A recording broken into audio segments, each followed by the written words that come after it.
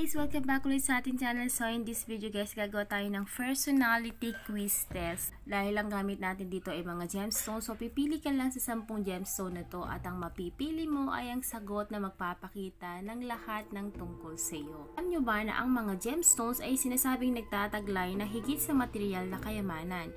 Ang ilang mga tao ay nagsasabi din na mayroon silang mga special na kapangyarihan at kumakatawan si special na facets ng ating pagkatao. Sa katunayan nga, naniniwala ang ilan na ang bato na iyong pipiliin o pinakatangi-tangi ay maaring mahulaan ang iyong inaharap. So kaya naman subukan natin ito sa ating sarili mismo. Humanap tayo ng nakaka-relax na lugar sa inyong bahay, pagkatapos ay huminga ng ilang malalalim na paghinga. At kapag handa ka na, suriin at tignan mo ang mga gems na ipinapakita sa videong ito at piliin mo ang iyong batong hiyas. Aling mga bato ang pinakamasilihimong itinatangi-tangi? Ang sagot mo ay isisiwalat ang lahat ng tungkol sa iyo. Panoorin mo ang videong ito hanggang sa huli upang mahanap ang iyong mga hiyas at ang pagsusuri nito sa iyong pagkatao. Kung ikaw ay naaakit sa mga perlas, kung gayon ikaw ay isang marangal, espiritual na tao na may isang rich sense of pride, ngunit merong isang mapagpakumbabang puso. Bagaman hindi ito isang gemstone technically, ang perlas naman ay isang espesyal na bagay na pinahahalagahan at inahangaan libu-libong taon na. Tinukoy sa maraming mga relihiyosong teksto, ang mga perlas ay sumisimbolo sa kadalisayan, kawanggawa, karunungan at integridad. Nangangahulugan ito na ikaw ay kalmado at mabait at lagi mo munang iniisip bago ka magsalita. Ikaw ay isang tunay na pambihira. Sa likas na katangian, ang perlas ay kumakatawan sa pagbabago at endurance. Matapos ang maraming pressure at oras, anong ang dating isang butil ng buhangin ay naging isang nagliliwanag na bola ng kagandahan. Isang bagay ang nakasuot sa iyo ng ilang sandali. Ngunit ang iyong pagbabagong anyo ay malapit na. Have patience, it's going to pay off beautiful. Ruby. Naakit ka ba sa ruby? Kung ganoon, ikaw ay passionate, intense at bursting with life. Gumagawa ka ng mga alon saan ka man pumunta. At sobra mong naiimpluwensyahan ang mga nakapaligid sa iyo. Sa buong kasaysayan, ang mga ruby ay binigyan tangalang mga korona ng mga hari at ang mga espada ng mga mandirigma. Sinasabi ng mga sinaunang alamat na ang isang ruby na itinapon sa tubig ay magiging sanhi ng pagkulo nito. And if pressed sa isang kandila, ang isang ruby maaring matunaw ang wax. Ang ruby ay nakikita bilang malakas, nagniningas at puno ng liwanag na tulad mo. Ang mga ruby ay madalas na isinusuot bilang mga tagapagbigay ng enerhiya, lakas at puwersa ng buhay. Kung nakikipaglaban ka laban sa isang bagay at sa tingin mo ay mahina ang iyong sarili, huwag mo nang sumuko. Ang lakas ay nasa loob mo at ang iyong tagumpay ay malapit na. Tumingin ka lamang sa iyong loob. Diamond. Kung ang iyong mga mata ay naakit sa mga brilyante, nangangahulugang ito na ikaw ay malakas, determinado at proud. Nagbibigay ka ng lakas sa mga nakapaligid sa iyo at kumikinang ka kahit sa pinakamalamlam na mga ilaw. Sa sinaunang Griego, ang brilyante ay isinalin sa unbreakable at untamed bilang pinakamahirap na natural na nagaganap na sangkap sa mundo. Ang diamante ay sumisimbolo ng malaking lakas at katatagan.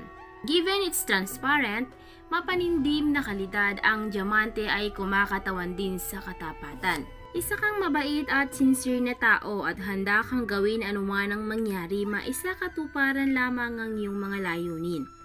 Tulad ng brilyante, ikaw ay walang takot at matapang. Dahil dito darating ang isang bagong pakikipagsapalaran sa iyong buhay.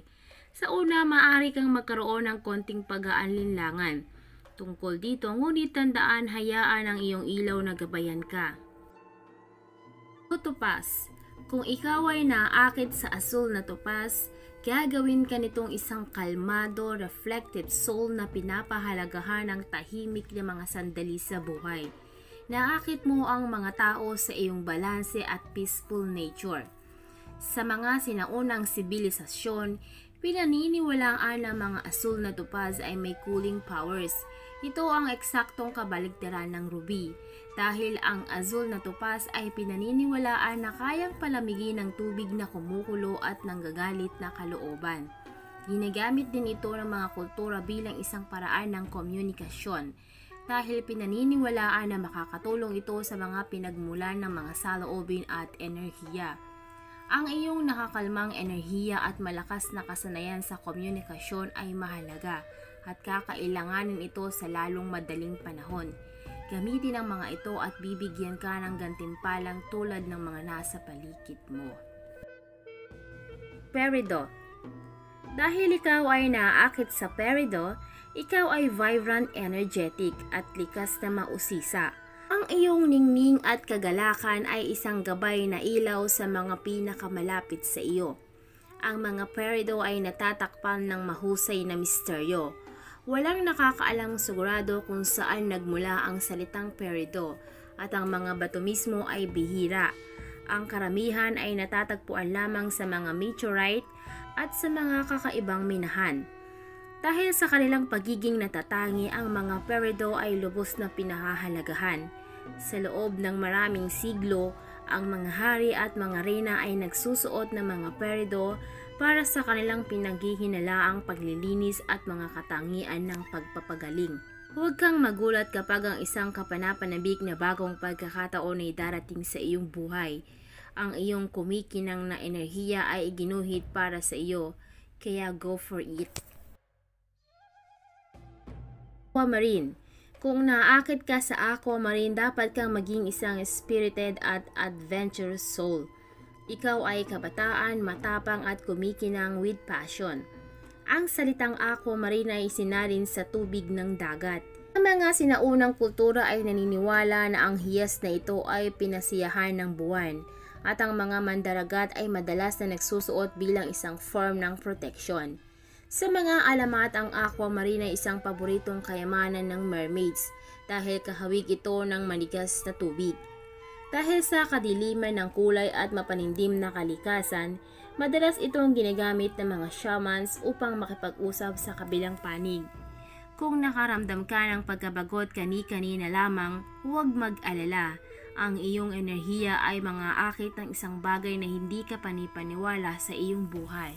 Maghintay ka lamang. Tanzanite. Dahil naakit ka sa Tanzanite, nangangahulugan ito na ikaw ay isang sensuous, passionate na tao na may matalas na instinct. Mayroon kang isang maganda at malakas na aura na siya ay kinakaakit ng mga tao.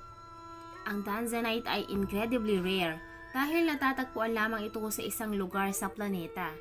Dahil dito, ang bato na ito ay pinaniniwalaan na may napaka-espesyal na kapangyarihan, karaniwang ginagamit sa mga psychic exploration. Ang Tanzanite ay sinasabing lumilikha ng isang malakas na koneksyon sa kabilang panig.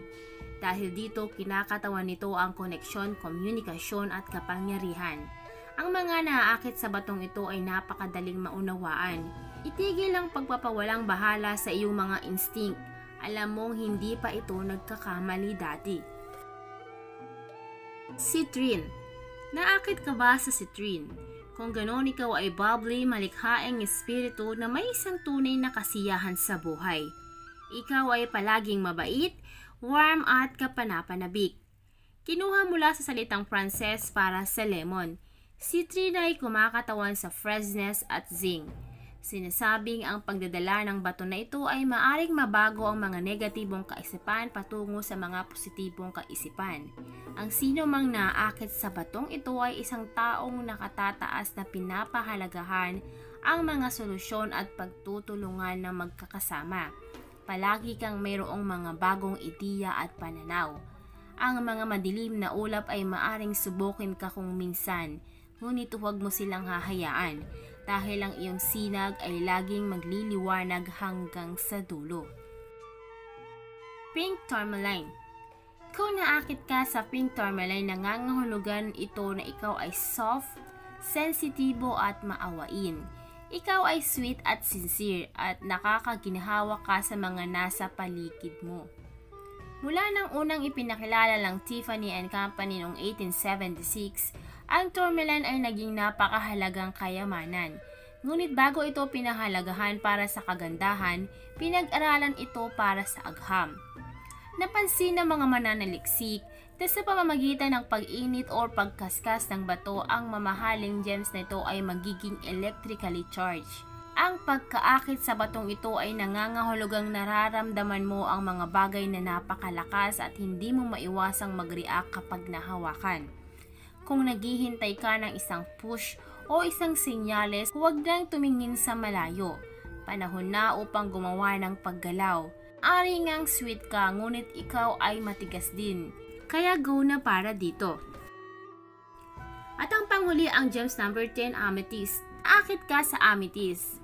Iyan ang gumawa sa iyo ng matalinong kaluluwa na puno ng tahimik na passion. Naglalabas ka ng lakas at karangalan, at walang nakakakuha sa iyong paraan. Ang salitang amethyst ay aktwal na isinalin sa hindi nakalalasing at kadalasang isinusuot ito sa mga partidong sinaunang Griego upang palayasin ang pagkalasing.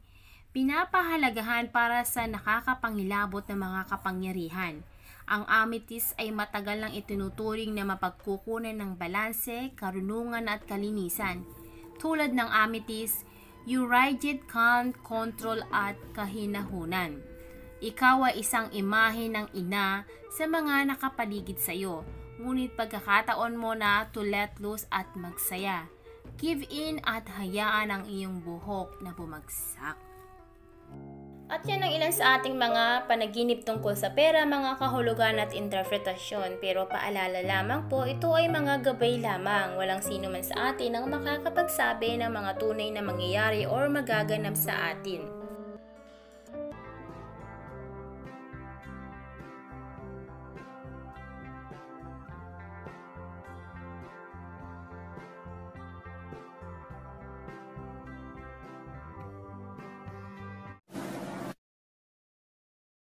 Dati ang aking buhay ay kulang sa sigla. Gandang taglay ko ay hindi nila makita. Ngunit nang ikaw ay makilala, ang beauty ko'y nililingon na. So pick and pack, shop till you drop. Sa isa shop, gaganda ang buhay. Pick and pack, shop till you drop. Sa isa shop, mundo'y magiging makulay. So pick and pack, shop till you drop. Sa isa shop, gaganda ang buhay. Pick and pack, shop till you drop. Sa isa shop, mundo'y magiging makulay.